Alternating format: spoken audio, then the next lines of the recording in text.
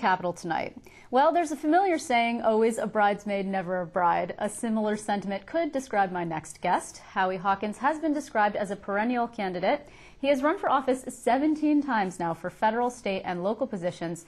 He has never held a single seat, but the Green Party candidate does not appear to be bothered by that track record. This time around, he is running for governor, and he made it official last month when he collected nearly double the number of signatures necessary to get onto the ballot. Howie Hawkins is joining me in the studio. Hello, sir. How are you? I'm fine. How are you? I am fine. You've got a lot of energy to burn. That's a lot of campaigns. Well, and you don't have to win the office to change the politics. I mean, one of the things I've been able to do is put issues on the table that otherwise wouldn't have been raised. In the city of Syracuse, where I'm from, that would be living wage ordinance, a public power campaign, which got a feasibility study funded. The whole idea that economic development ought to be oriented toward a sustainable green economy, which the major party politicians have picked up. I don't think they quite get it yet, but they're talking that way. So we've moved the politics, and that's, the reason we're in it.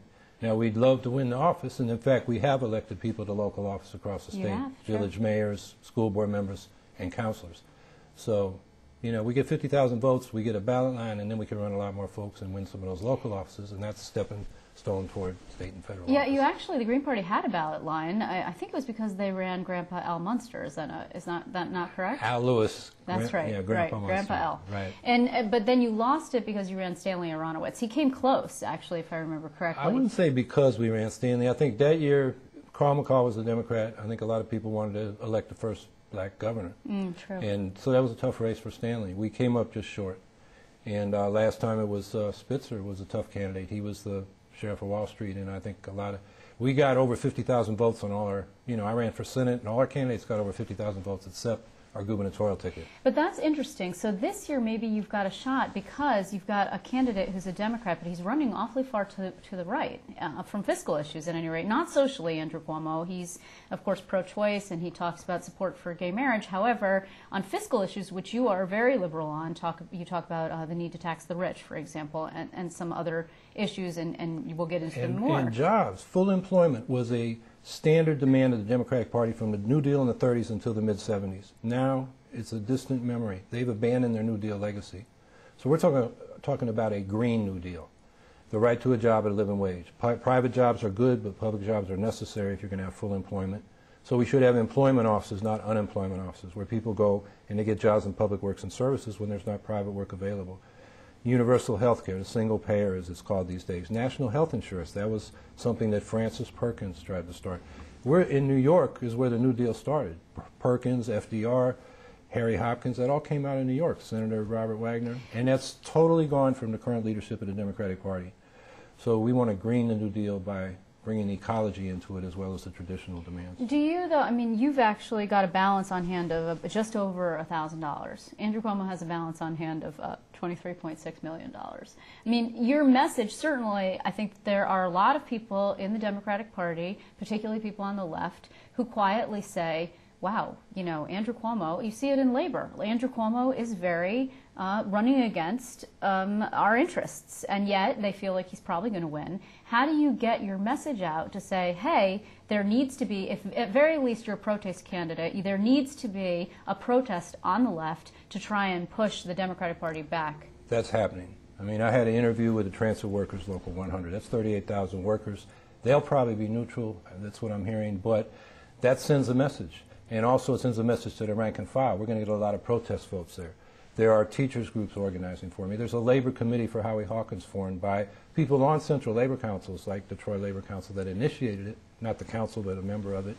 And people are signing up from all over the state, across the board, but particularly those public sector unions who see what the Democrats have in store for them, and they do want to send a message. So that's happening. And we're going to get a lot of votes, I think, from rank and file labor. I want to ask you also, you have the support of Ralph Nader, do you not? Yes. And you actually stood in for him in some cases in 2008 during the presidential? Yes, I was the stand-in, I think, in Illinois and Arkansas. I know Arkansas didn't. I was in 2 states. I think maybe it was D.C. and Illinois. I was the Ralph Nader surrogate for technical reasons. He wasn't yet ready to announce, but the primaries were early. And I've worked with him and used stuff he put out, like for the anti-nuclear movement I was involved in back in the 70s from Critical Energy Mass, before I even knew him. So there's a long relationship there. Will he run again? There's a move to have him run against Joe Lieberman in 2012 in Connecticut for Senate. But not for president?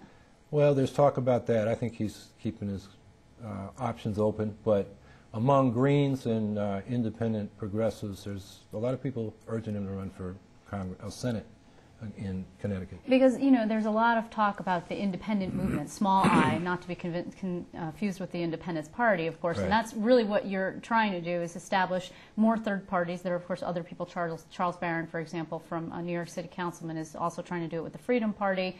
There are a number of independent movements that are going on in New York to try and establish new parties. What about Mayor Bloomberg as an independent?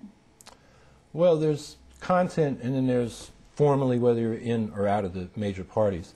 I mean, for the Greens, we're independent from corporate-sponsored politics, which is the Democratic and Republican parties, a two-party system. Bloomberg is his own corporation. Right? He's maybe the richest guy in New York. Definitely the richest man in New York. Yep. Yeah. Okay. Or at least New York City. And so he doesn't need corporate sponsorship. He can just pull and reach into his own pocket. So.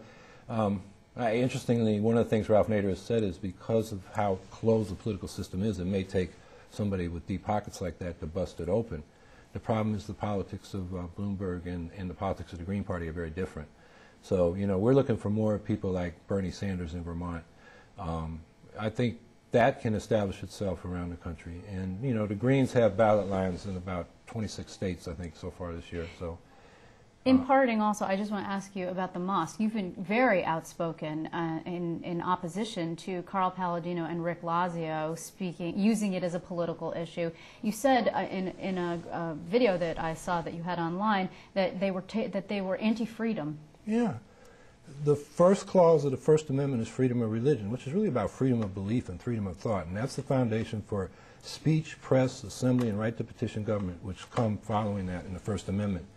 And private property. These right-wingers are talking freedom and property, and then they're attacking in the Constitution, and they're attacking freedom, property, and the Constitution when it comes to Muslims.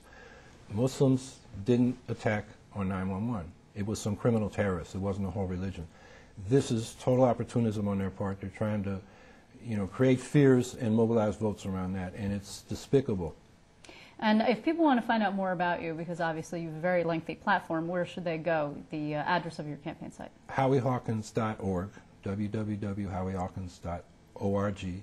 And, yeah, I think they'll find more content than the rest of the candidates put together on that site. I want to thank you very much for coming by, and it's great to talk to you. And we'll keep tabs and see how that Green Party movement goes. Thanks. Okay, thank you.